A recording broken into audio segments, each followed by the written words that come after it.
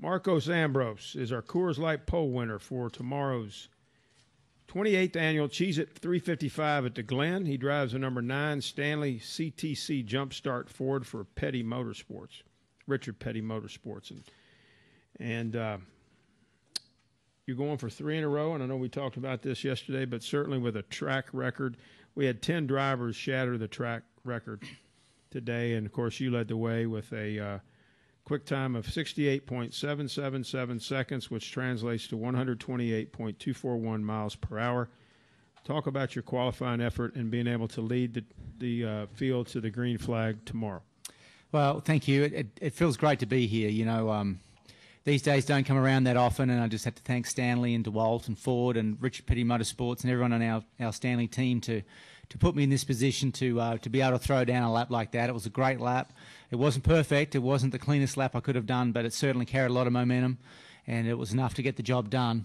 These new Gen 6 race cars are a lot faster around here, and, you know, the speeds are record speeds. The cars, you know, it's still handled with the same issues that we normally have here, but certainly we're just going faster when we encounter those problems. So I think the new car really suits this racetrack. I think it's more comfortable for the drivers to be aggressive. And today, you know, I was very aggressive out there to try to throw down a fast lap, and we were the lucky one on the day to get the pole. So very proud of our day, looking forward to the race, and I feel like we have as good a chance as anybody to win and go 3 in a row. Congratulations, your 3rd career pole. Your most recent one was at Sonoma last year. Questions now for our 2-time defending race winner, Marcos Ambrose. Questions. Dustin? Dustin Long, Motor Racing Network. Marcos, I know listening to you on the radio after the lap, you thanked your crew, and also kind of made a comment to Drew, I guess, apologizing for losing your cool yesterday. You don't seem to be a guy that loses his cool. So how much did it, and what was, I guess, the frustration? Well, I did apologise to my team, and that's because I did lose my cool a little bit yesterday. I was just frustrated with the second practice. I just didn't feel like we'd made enough progress, and I was just worried for the race and for qualifying. I just felt like I know we were fast during the practice, but I just didn't feel like we were. It was feeling right for me, and they did a good job to calm me down and not overreact to what I was saying and make some small adjustments for today, and they've worked out really well. We were just short on time yesterday. I mean, the second practice was really short. We had a lot of work to do because we didn't test up here, and we hadn't done any testing on these style racetracks. And so we were catching up all day yesterday, and it just got the better of me. But that's what racing's about. It's an emotional thing, and you work together as a team. And I had a bad afternoon, and the guys regrouped around me and supported me, and I came back and delivered for them today. So it's a good thing for us to be able to have that communication. It's not cool that you can get upset, but it's good that we can get it back together and keep our program moving forward. So that's what racing's all about. You know, it's communication as much as anything out there that makes these teams great. And Drew and I have great communication. We're very open and honest, as well as everybody on our team. So no big drama. That's just what racing's about. And we look forward to tomorrow. I think that getting through qualifying was a big thing for us because that was one of the areas I was really most worried about.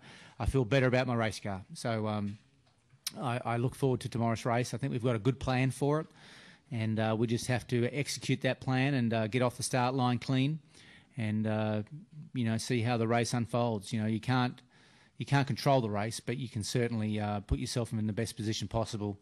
And we just have to wait to see how the cautions fall and see how the track condition, grooves in by the end of the day. And hopefully we have the car at the end that's better than everybody else. Why were you concerned about qualifying? Because obviously, the setups are different, from qualifying to the race. And, we had one shot at qualifying practice, and we just got a lot of traffic, and the car didn't feel good. And, there's just a lot of drama there. So, I wasn't sure what we had. And that was, you want to go into qualifying and go into the race feeling really good about what you got. And I just didn't get that feeling at the end of yesterday's practice, and that's what got me bent out of shape. But it proved to be inaccurate, and I relied on my team to provide me the support to get out there today and get it done. Reed, and then to Mike Hembry. Reed Spencer with NASCAR Wire Service. You said it wasn't a perfect lap. Where did you feel like you could have been better, and where do you feel like you made up the speed that enabled you to get the pole? Yeah, I was a little cautious getting into turn 1 and lost some speed there, and then getting up the hill, I carried good momentum turn 2, and then I stayed in it up through turn 3, and it got me really up against the fence on the outside edge. And I did all I could to hit the fence, just managed to avoid it, and that got me off position coming out of that corner, and I had to feather the throttle, even getting up to 4th gear, just trying to get back on the racing groove. So that kind of got me rattled a little bit, and then I wasn't that clean through the bus stop because I was still stressed out about the corner before. The last third of the lap was okay, but I just I didn't get up through the S's as good as I wanted to, and that just puts you on a bit of a negative, to try to regroup. But it was enough. Obviously, I carried a lot of speed up there. Sometimes you can put down a lap that feels perfect and you're 2 seconds off the pace. Sometimes when you get those laps that really are fast, you got to be right on the edge and sometimes past it. Go over here to the right to Mike, and then we'll go to Bob, and then this gentleman here. Mike Hembry, USA Today. The new car is faster here, but where? Can you attack the turns faster, the straightaways faster, what? Certainly not the straightaways because we have more downforce. The cars are lighter, that helps. CG's lower, that helps. And we have more downforce. So all those things are a plus on a race car, and we're going around the corners better. We're braking a lot later than what we have done here in years past. The brakes feel really good, to be honest with you, compared to the old car that we had here. The old car just didn't have a lot of downforce and didn't slow the car down. With this car, you can actually get off the gas pedal and you can feel the air trying to slow that car down just a little bit, and that helps the brakes because brakes are marginal around this track. So I think that all around, this is a good track for these Gen 6 race cars, and we've proved that by going under the lap record. Let's move up the row here to Bob. Raise your hand, please, and then we'll get this gentleman right here. Bob Parker, Sporting News. Clint said that he expected you to win the pole. I'm curious whether when you come here, do you expect to win the pole? And is it any different having won the pole, the way you feel about going into tomorrow compared to the other times you've raced here? Because this is your first pole here in a Cup car. Yeah, for anyone that want to look at the stats, this has not been the best qualifying track for me. So I'm proud of today. I think that getting the pole was awesome. Certainly, the car felt great and felt like it was up to the challenge. So I think that bodes really well for tomorrow. I felt better about our race car than qualifying car yesterday after practice. So, if we can keep this form going, I think that our car will be good for the race, and that we have track position now that's going to help us a lot. And, we just have to see how it plays out. But there are no guarantees in racing. That's one thing I've learned in the Cup Series is, anything normally does happen out there. And we just have to be ready for all those circumstances and hopefully keep the nose clean, keep the brakes under control, and look after the engine and gearbox until the end. Raise your hand there, gentlemen, and we'll get him a mic, please. Eric Silverman, ESPN Ithaca. Keeping in mind that the last 2 years it was your excelling in those close finishes that got you the victories, now having the pole this year, has it changed your strategy heading into tomorrow? It's not going to change it that much. It actually just helps, our situation. So, the last 2 years here, I've had to come back through the field to get the win, and we've had luck on our side and circumstances that have worked out. And not that we backed into the wins, we deserve to win them, but certainly, it was doing it the hard way.